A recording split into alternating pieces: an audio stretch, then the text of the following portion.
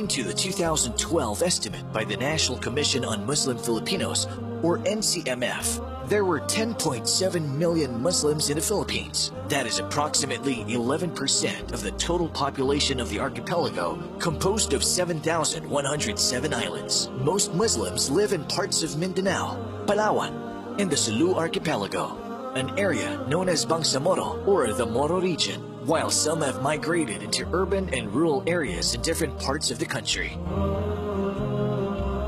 Islam was first brought by Arab traders in the late 13th and early 14th centuries. 200 years before the Spanish invasion, these Muslim merchants originally came from present-day Malaysia and Indonesia. They landed in Sulu Islands and preached Islam to the indigenous population and built the first mosque in the Philippines in the town of Simunul in Tawi-Tawi in the mid-14th century. The Islamic propagation reached as far as the Kingdom of Tondo in current-day Manila in Luzon in the northern Philippines. It is notable to see that there was no clear record of armed conquest made by the Muslims against the local people, and it seemed that they embraced Islam voluntarily. Muslims believe that the past Muslims were invited into Islam by the good manners possessed by the preachers towards Islam. Different states and colonies embraced Islam without being subjugated by a Muslim military. As time went on, the Muslims prospered under these Muslim states, which had trade relations with nearby islands and even far-off countries like India and China. By that time, the Philippines does not exist yet as a country, rather as a group of islands where different sultanates rule over different lands, where many of these are Muslim governments. The first attempt to conquer the Philippines was made by a Portuguese sailor working for Spain named Ferdinand Magellan in 1521. He is also known for leading the fleet of ships that is first to circumnavigate the world. He was able to convert some people to Christianity according to historians, but he failed in Christianizing and conquering Mactan and Cebu in the central Philippines when a local Muslim chieftain, Lapu-Lapu, led a counterattack against the superior fighting force of the Spaniards, who were armored and wielded firearms. Lapu-Lapu led a group of warriors armed with machetes, sword, and bamboo spears and fought the well-armed and armored conquerors on the seashore. Lapu-Lapu killed Ferdinand Magellan, thus earning himself the title as the first Filipino freedom fighter.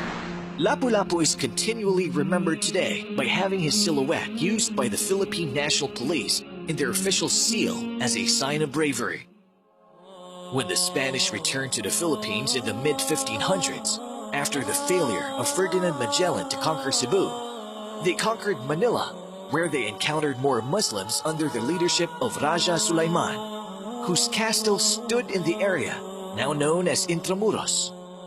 This discovery led them to call the Filipino Muslims as Moros, which is in reference to the Moors who occupied Spain for more than 800 years, whom they have recently conquered by invading Andalus or Muslim Spain.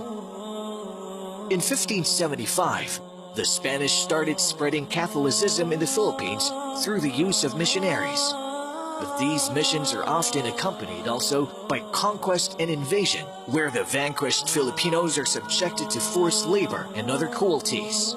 This has been recorded in history as an era of human rights abuse that even the non-Muslim freedom fighters and the intellectuals like Jose Rizal and Andres Bonifacio tried to address.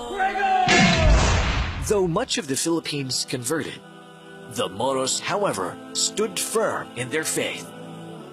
Great Muslim leaders such as Sultan Kudarat of Mindanao and Raja Sulaiman of Manila continued the legacy of Lapu-Lapu in their fight for freedom. Upon the fall of Muslim territories in Luzon and Visayas in the central Philippines, most Muslims fled to the Muslim strongholds in the area that is now known as Muslim Mindanao or Bangsamoro.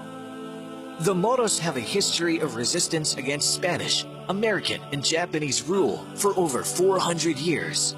But now, since the cessation of hostilities between the government and the Muslims, the Moros are collectively known as progressive partners to peace and progress of the Philippine government. More than that, the Muslims are going farther in teaching the people the real message of Islam. Islam came from the Arabic root word aslama, which means to surrender, and another word salam, which means peace. Followers of Islam are called Muslims. A Muslim, therefore, is someone who surrendered himself to Allah and is at peace with his Lord and all other creations. Islam is not a new religion founded by Prophet Muhammad, according to many misconceptions. Rather, it is a monotheistic religion, which is the continuation of the message of the prophets and messengers from Adam, the first prophet, up to Muhammad, the last and final prophet. Islam is not a new religion. It is the same message brought forth by David, Solomon, Jesus, and all the other prophets. They may have lived in different times, but they were sent for the same purpose, to teach us to worship the one true God, Allah, and avoid worshiping false deities. Islam has 5 pillars, testifying that there is no God worthy of being worshipped except Allah, establishing Salah, paying Zakah, fasting on Ramadan, and Hajj. Islam enjoins all good deeds which are upheld by humans to be morally upright, but the most moral of good deeds is the worship of the one true God. While the greatest sin is that we associate partners to Allah by worshipping others other than Him. All these are strictly enforced, as Islam prohibits vice and other immoralities such as cheating, fornication, and terrorism. Allah is the proper name of God, the Creator and Sustainer. He created the universe and all that exists. He sent the prophets and messengers and the revelations with them in order to teach mankind to worship Him alone without partners, and to avoid the worship of other gods other than Allah, and to teach us that which is upright and moral. There is no God worthy of being worshipped except Allah. Worshipping Him alone without partners is the purpose of creation. Although Christians call Him as God the Father or Lord, Allah is the same God who created the earth in the Bible. He is the same God that sent the prophets. Muslims believe in all the prophets and messengers, including Adam, Noah, Abraham, Jesus, and the last prophet Muhammad. Prophet Muhammad had miracles the same way other prophets were given the same by Allah, in order for them to prove the validity and authenticity of their message. Prophet Jesus was given the miracle of healing, while Moses divided the sea for them to cross as an example. The greatness of the Quran as a miracle is because it is an eternal miracle that we still witness until today. Quran is the most read book in the world, and is the only book which is memorized by millions of people from cover to cover, which is a proof of Allah's promise in the Quran itself, that He shall protect it, proving that it is indeed the word of Allah. Recently, scientists, Muslims and non-Muslims alike, discovered many scientific miracles in the Quran. The Quran has been speaking about geology, outer space, biology and others since it was revealed 1,400 years ago. A Muslim is a person who surrendered himself to Allah by acknowledging His oneness. He is also subservient to Allah by being obedient to Him and avoiding what He prohibited.